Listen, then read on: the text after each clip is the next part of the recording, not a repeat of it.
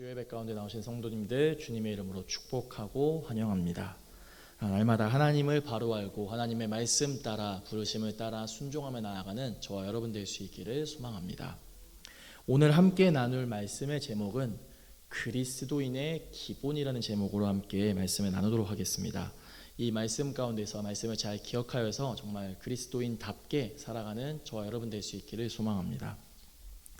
개인적으로 제가 그 기본과 근본이라고 하는 이 단어를 참 특별히 좋아합니다.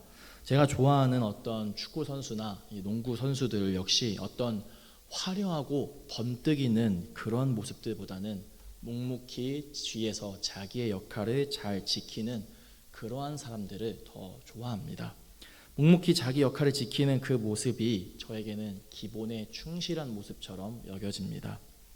축구 선수나 농구 선수뿐만 아니라 제 주변에서 가까이 하는 사람들 역시 기본에 충실한 그 사람들과 더 가까이 하려고 좀 그렇게 살아가려고 합니다. 기본에 충실한 사람을 저는 근본이 있는 사람이다라고 좀 이렇게 생각이 되어지는데, 제가 얼마나 이 기본 또 근본에 대해서 강조를 하고 살았으면 저와 가까운 친구들이 저에게 나누는 이 안부 인사 가운데 하나는 요즘도 근본 잘 지키고 있냐, 요즘도 기본 잘 지키면서 살아가고 있냐, 이런 인사말을 서로 주고받고는 합니다. 국어사전에서 기본이라는 단어의 뜻은 사물이나 현상, 이론을 이루는 바탕이라고 정의하고 있습니다. 근본은 어떻게 정의하고 있습니까? 사물의 본질 또는 본 바탕이라고 정의합니다. 그러니 기본과 근본은 사실상 비슷한 표현들이죠. 어떤 한 분야에서 전문가들이나 고수라고 인정받는 이들의 공통점은 바로 무엇보다도 이 기본에 충실하다는 데 있습니다. 어떤 문제가 발생했을 때 그 문제를 해결하는 방법에 있어서 역시 이 기본을 잘 지키는 것이 중요합니다. Back to the basic이라는 말이 무슨 뜻입니까? 기본으로 돌아가자라는 말이지 않습니까? 그렇습니다. 모든 일에는 기본이 있습니다. 공부에도 기본이 있고요. 운동을 비롯한 음악, 미술 등의 예체능에도 기본이 있습니다. 우리의 인생에도 기본이 있고요. 나아가서 우리의 신앙 역시 기본이 있는 줄로 압니다. 기본을 잘 배우고 다져야 이 다음 단계 심화 과정으로 들어갈 수 있습니다. 기본을 모르는 상태에서는 심화 과정을 아무리 배워도 소용이 없습니다.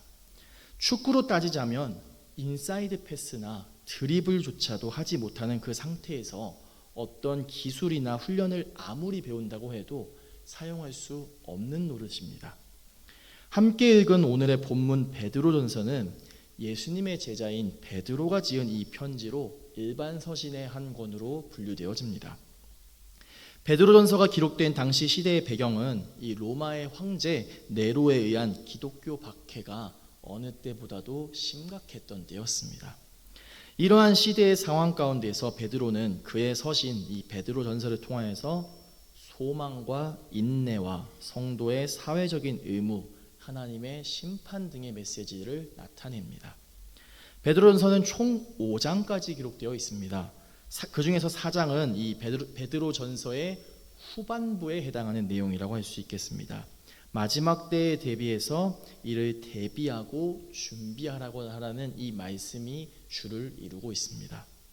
함께 베드로전서 4장을 중심으로 그리스도인의 기본에 대해서 말씀을 나누고 이를 통하여서 하나님 앞에 바로 서는 그리스도인 되는 저와 여러분 될 수 있기를 간절히 소망합니다. 우리가 교회에서 혹은 예수님을 믿는 이 신앙인들과의 대화에서 가장 많이 듣고 또 가장 많이 나누는 이 말은 어떠한 말입니까?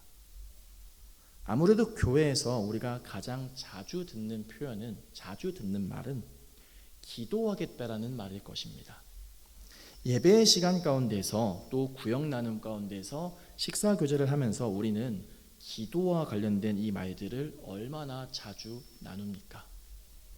기도하라고 하는 이 말씀, 또 서로를 위해서 기도 제목을 나누고 그 기도를 하는 그 시간, 그리스도인이라면 기도는 나이가 많고 적고에 상관없이 누구나 자주 듣게 되는 내용일 것입니다.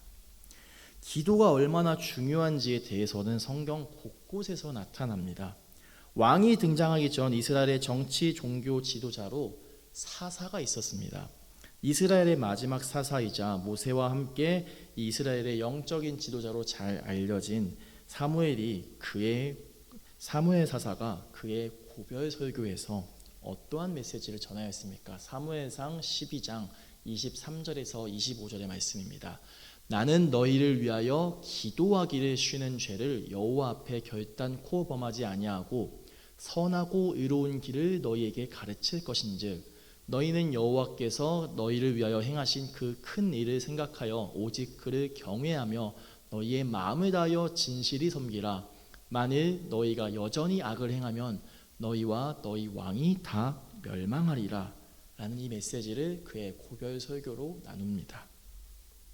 사무엘이 가장 먼저 전한 메시지의 내용이 무엇이었습니까? 기도하기를 쉬는 죄를 범하지 않겠다라고 하지 않습니까? 남유다의 멸망 이후에 또 바벨론으로 끌려간 다니엘의 일과 중에 하나는 하루에 3번 무릎을 꿇고 하나님 앞에 감사의 기도를 올려드리는 것이었습니다. 그를 시기하는 이들이 왕 이외의 어떤 시인이나 다른 누군가에게 기도하는 행위를 하지 못하도록 하는 그 법령을 제안하고 그 법안을 통과시킵니다. 만약 이를 어겼을 때에는 누구라도 예외 없이 사자굴에 던져서 사형을 시키자라고 하는 이 법안이 통과된 것입니다. 그런데 이 법안이 통과되었음에도 불구하고 다니엘은 여전히 그가 늘 하던 대로 하루 3번 무릎을 꿇고 여전히 하나님께 감사의 기도를 드렸습니다. 결국 법을 어겼다라는 명목으로 사자굴에 다니엘이 던져졌지만 이후에 다니엘의 삶이 어떻게 되었습니까? 그가 사자굴 속에서 억울하게 비참하게 죽음을 당했습니까? 하나님께서 그 가운데서 지켜주시고 이후 바벨론을 넘어서 또 페르시아의 왕족 가운데서도 여전히 그는 총리로 있었습니다. 신약으로 넘어와서 데살로니가전서 5장 16절에서 18절의 말씀, 사도 바울이 우리에게 전한 이 말씀, 항상 기뻐하라, 쉬지 말고 기도하라, 범사에 감사하라, 이것이 그리스도 예수 안에서 너희를 향하신 하나님의 뜻이라는 이 말씀을 우리는 너무나도 잘 알고 있는 말씀들입니다. 지난 주일 추수감사 주일에 담임 목사님께서 전하셨던 이 말씀의 내용이 무엇이었습니까? 기뻐하라, 기도하라, 감사하라는 내용이었지 않습니까? 이처럼 이 기도가 중요하다라는 이 말씀은 모든 시대를 막론하고 오늘날의 시대까지도 여전히 적용되는 그 말씀인 줄로 압니다.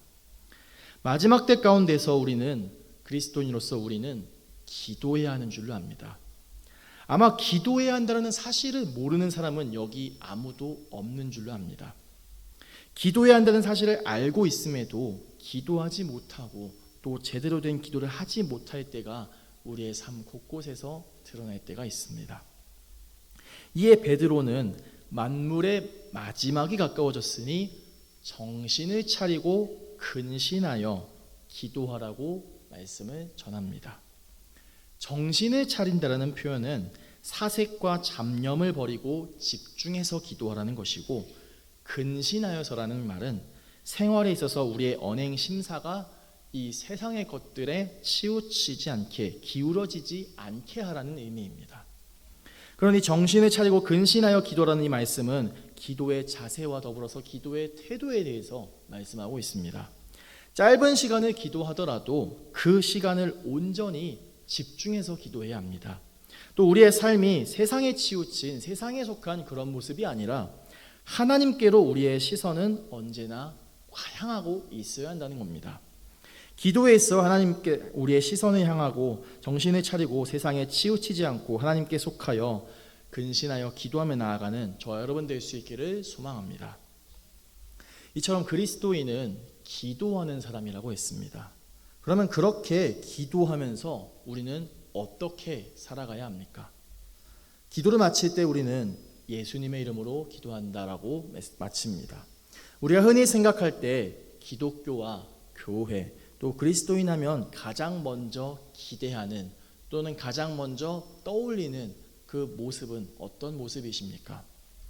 기독교와 교회와 그리스도인들에게 있어서 가장 먼저 기대되어지는 모습은, 가장 먼저 나타내져야 되는 모습은 사랑의 모습입니다.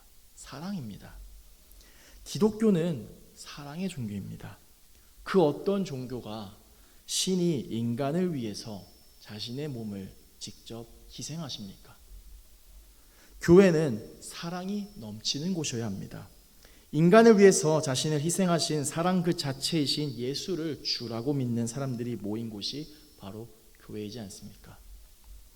예수를 주라고 믿는 그리스도인들은 사랑을 나누면서 전하면서 살아가야 합니다. 예수님께서 제자들의 발을 씻기시면서 하셨던 그 말씀이 무엇이었습니까? 너희가 서로 사랑하라. 새 계명을 너희에게 주노니 너희가 서로 사랑하라. 내가 너희를 사랑한 것 같이 너희도 서로 사랑하라. 너희가 서로 사랑하면 이로써 모든 사람이 너희가 내 제자인 줄 알리라고 하신 이 예수님의 말씀을 우리는 기억하시기 바랍니다. 오늘날 기독교와 교회 또 많은 그리스도인들이 세상으로부터 질타를 받고 손가락질을 받는 이유 가운데 하나는 바로 이 기독교 가운데, 교회 가운데, 그리스도인들의 모습 가운데 사랑의 모습이 보이지 않기 때문이라는 반응들이 많이 있습니다. 복음을 전하기 위해서 우리는 무엇보다도 먼저 하나님께 그 영혼을 위해서, 이를 위해서 맡기며 기도해야 합니다. 사람의 힘으로서는 그 복음을 온전하게 전할 수 없기 때문이지요. 하나님께 기도로 구한 후에 우리는 행해야 합니다. 무엇을 행해야 합니까? 사랑을 행해야 합니다. 무엇보다도 라는 이 표현은 4장 8절에서 베드로가 뜨겁게 서로 사랑하는 표현 앞에 먼저 사용되는 표현이 무엇입니까? 무엇보다도라는 이 표현은 다른 것보다도 먼저, 특히 더 중요하다라는 것을 강조할 때 사용하는 표현입니다. 뜨겁게 서로 사랑하는 그 이유가 무엇입니까? 사랑은 허다한 죄를 덮기 때문이라고 말씀하고 있습니다. 사랑이 죄를 덮는다라고 하는 말씀은 잠언 10장 12절 말씀에서도 이미 한번 언급을 했었습니다. 미움은 다툼을 일으켜도 사랑은 모든 허물을 가린다라는 이 말씀에서도 역시 사랑은 모든 허다한 죄를 덮고 허물을 덮는다라고 말씀하고 있습니다. 여러분들의 그 마음 가운데는 미움의 그 마음 혹은 사랑의 마음 중 어떠한 마음이 더 많이 있으십니까? 부끄럽게도 말씀을 전하고 있는 저에게도 여전히 사랑보다는 어떤 비판적이고 냉소적인 태도가 가끔 아니 자주 나타나고는 합니다. 군대를 전역한 후에 제가 신학대학원을 졸업하기 전까지 약 5년에서 6년 정도 되는 이 기간은 저의 인생 가운데 가장 폭풍이 많았던 시기였습니다. 그렇다 보니 저의 마음에는 여유가 없었고 누군가를 돌볼 줄 아는 그 마음이나 생각은 사치였습니다. 이러한 저의 모습이 달라질 수 있었던 큰 계기는 이 신학대학원을 졸업한 이후에 그 2년간 상담대학원에서의 그 공부의 시간, 학업의 시간이었습니다. 처음에 제가 상담을 공부하려고 했던 이유는 심리학과 상담학이라는 그 학문 자체에 대해서 관심이 컸기 때문에 공부를 하려고 했던 것이지, 누군가를 이해하기 위해서, 사람을 더 알기 위해서 그 공부를 시작한 것이 아니었습니다. 그런데 참 신기하게도 공부를 하면 할수록 전혀 생각하지 않았던 사람들을 향한 그 관심의 마음이 생기고 무엇보다 저 자신을 돌아보는 시간을 많이 갖게 되었습니다. 그리고 함께 공부하며 교제를 나누는 그 소중한 사람들을 만난 것 역시 저에게는 큰 의미 있는, 가치가 있는 그런 귀한 시간들이었습니다. 지금 와서 생각해 보니 하나님께서 저에게 그 상담대학원에서의 그 학업을, 그 공부를 허락하신 것은 이를 통하여서 어떤 지식이 늘거나 전문성을 쌓는 그런 목적이 아니라 이 공부를 통하여서 자신을 돌아보고 이를 통하여서 변화된 제 모습을 위해서 예비하신 그 과정의 시간이 아니었나, 이렇게 깨닫게 됩니다. 우리가 흔히 하게 되는 실수 가운데 하나가 무엇입니까? 사랑하니까 쓴소리를 한다고 하죠. 사랑하니까 세게 말한다고 하죠. 그런데 죄송하지만 사랑하니까 하게 되는 그 쓴소리와 사랑하니까 하게 되는 그 센 말들로 인해서 사랑하는 여러분들의 가까운 사람들이 상처받을 것에 대해서 생각해 보셨습니까? 개인적으로 제가 좋아하는 노래 중에 하나로 제가 대학생 때 정말 많이 들었던 버스커의 정말로 사랑한다면이라는 노래가 있습니다.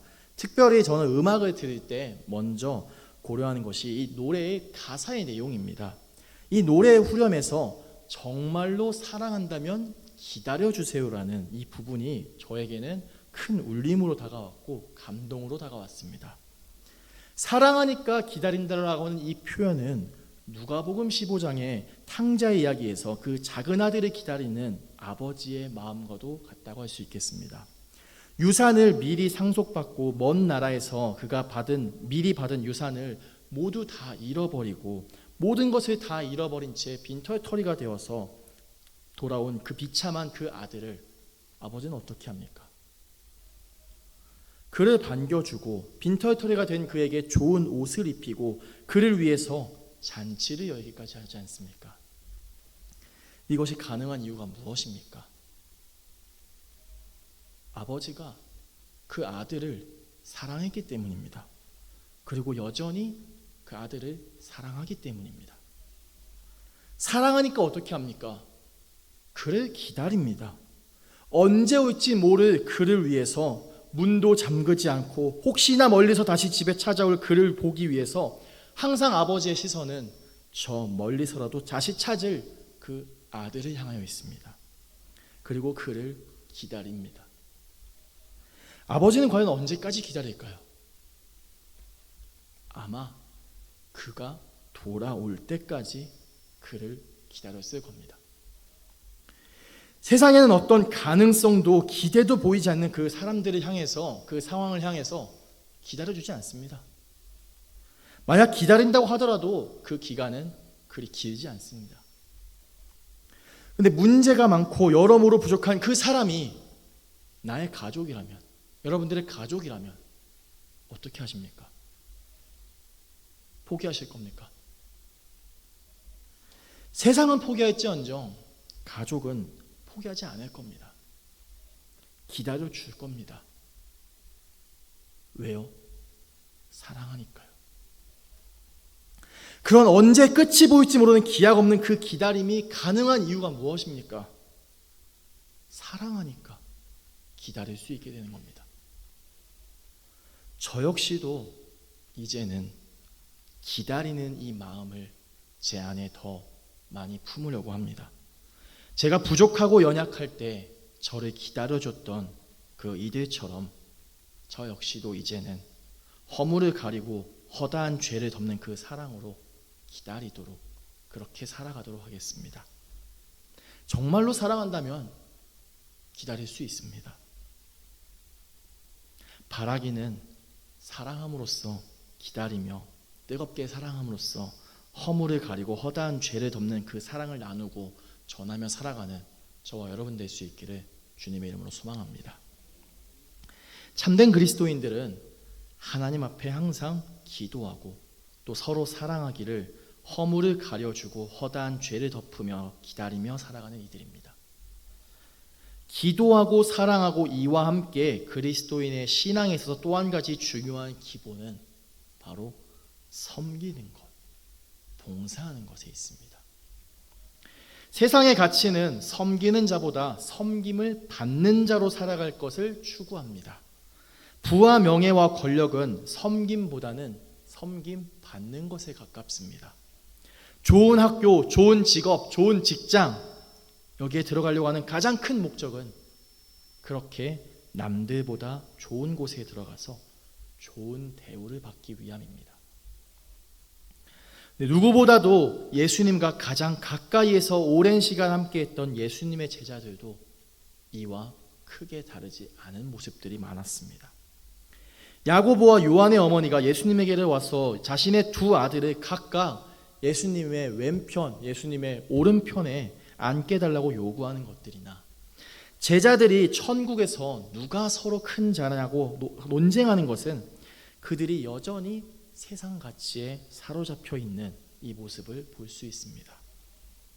그런데 예수님은 어떻습니까? 누가 크냐, 누가 작냐 이렇게 논쟁할 때 자기의 두 아들을 좋은 자리에 앉게 달라고 요구하는 이런 모습들과 대비되게 예수님은 어떻게 하십니까?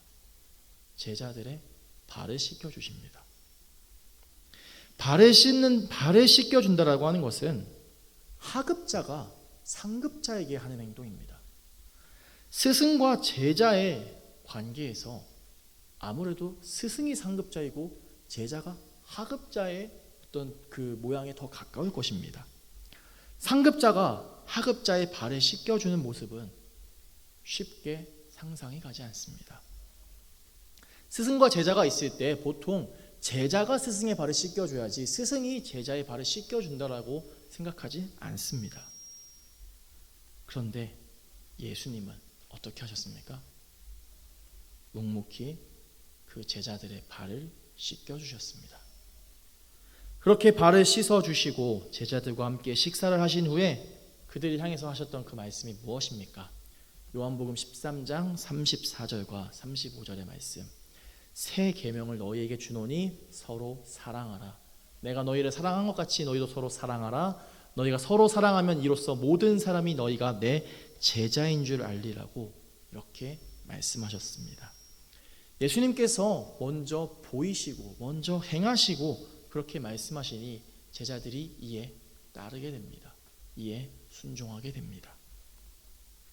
누군가를 돕고 누군가를 도와줬을 때 도와주고 나서 어떤 원망의 생각이 들 때가 있을 것입니다. 그 이유가 무엇입니까?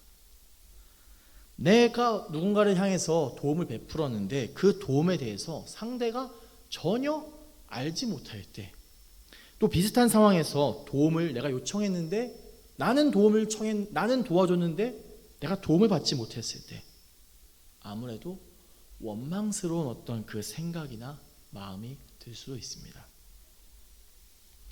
그런데 성경은 우리에게 어떻게 말씀합니까? 도움을 줄 때 어떻게 주라고 말씀합니까? 베드로전서 4장 9절의 말씀입니다. 서로 대접하기를 원망 없이 하고 원망 없이 하라고 원망 없이 도우라고 그렇게 말씀합니다. 만약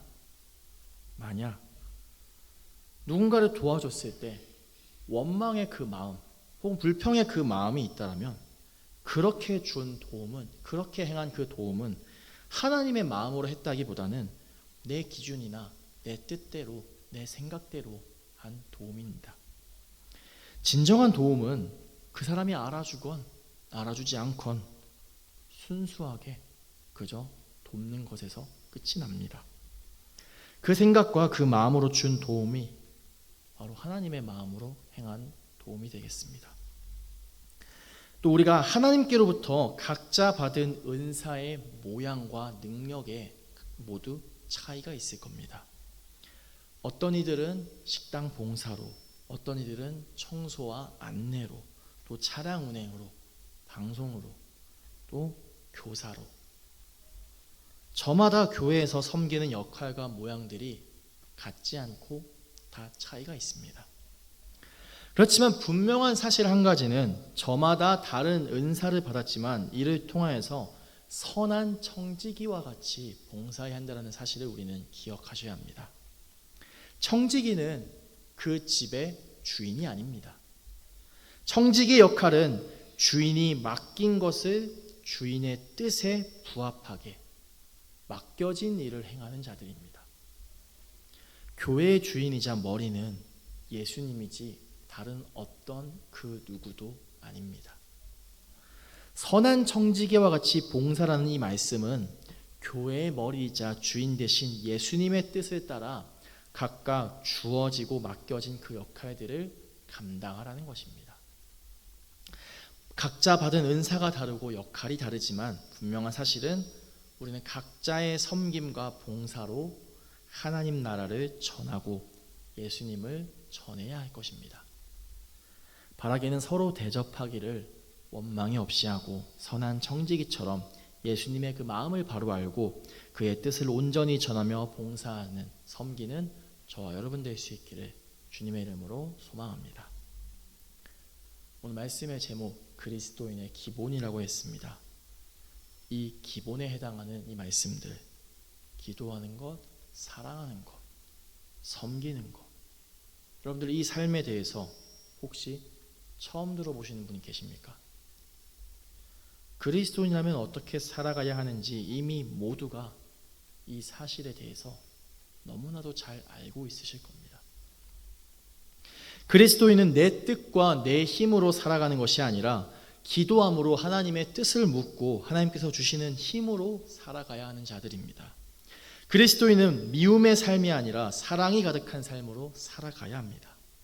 그리스도인은 악하고 게으른 종이 아니라 착하고 충성된 종으로 살아가야 합니다. 우리 함께 마지막으로 말씀 한 구절 함께 읽고 말씀 마치려고 합니다. 로마서 8장 28절의 말씀입니다. 이 말씀 함께 읽고 말씀 마치도록 하겠습니다. 함께 읽겠습니다. 우리가 알거니와 하나님을 사랑하는 자 곧 그의 뜻대로 부르심을 입은 자들에게는 모든 것이 합력하여 선을 이루느니라. 아멘. 함께 그리스도인의 기본, 신앙의 기본을 지키며 선을 이루며 살아가는 저와 여러분 우리 모두가 될 수 있기를 주님의 이름으로 간절히 소망합니다.